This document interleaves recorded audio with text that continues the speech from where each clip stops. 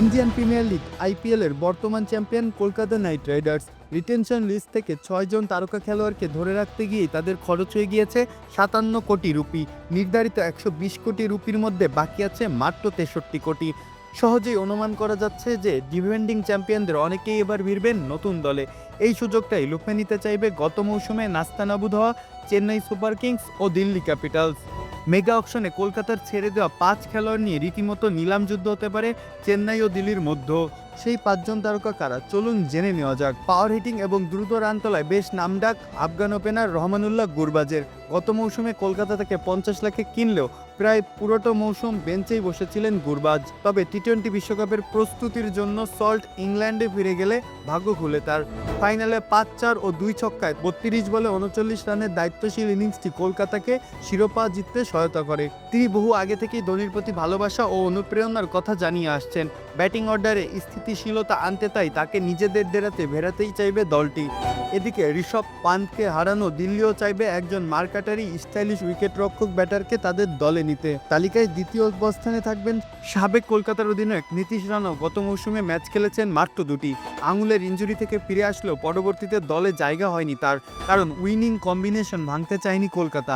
তবে ২০২৪ আইপিএলেও ৮ কোটি রুপিতে বিক্রি হওয়া রানা এ আসরেও থাকবেন অনেক দলের নজরে, বিশেষ করে দিল্লির এই মুহূর্তে অধিনায়ক সংকট।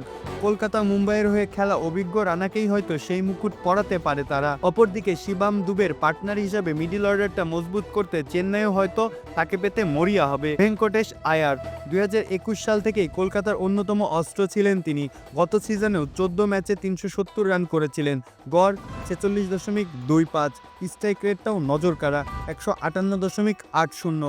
ফাইনালে খেলেছিলেন ২৬ বলে অপরাজিত ৫২ রানের ইনিংস। আয়ার যেমন ওপেনিংও করেন তেমনই মিডল অর্ডারেও ব্যাট করতে পারেন। মাঝে মধ্যে মিডিয়াম পেসার হিসাবে বেশ কার্যকরীও হয়ে ওঠেন। ফ্লেক্সিবিলিটির জন্য চেন্নাইয়ের রাডারেই থাকবেন তিনি। এদিকে গত সিজনে ২ ওপেনার পৃথ্বী শ ও জ্যাক ফ্রেজার ম্যাকগার্ডকে ছেড়ে দেওয়া দিল্লিও তাই চাইবে তাকে চড়া দামে হলেও ঘরে তুলতে। ফিল সল্ট গত সিজনে ১২ ম্যাচে ৩৯.৫৫ গড়ে ৪৩৫ রান করেছিলেন সল্ট। স্ট্রাইক রেটটা ১৮২।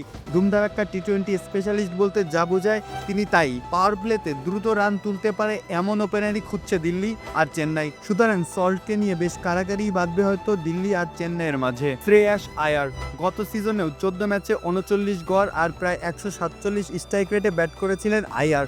৩৫০-র উপরে রান করে সামনে থেকে নেতৃত্ব দিয়ে কলকাতাকে জিতিয়েছিলেন শিরোপা। তবে তাকে ছেড়ে দিয়ে সবাইকে অবাক করে দিয়েছে কলকাতা। আয়ারও দিল্লিকে ফাইনালে তুলেছিল ২০২০ আইপিএলে। সুতরাং ঘরের ছেলেকে আবারও ডেরাই ফেরাতে চাইবে দিল্লি।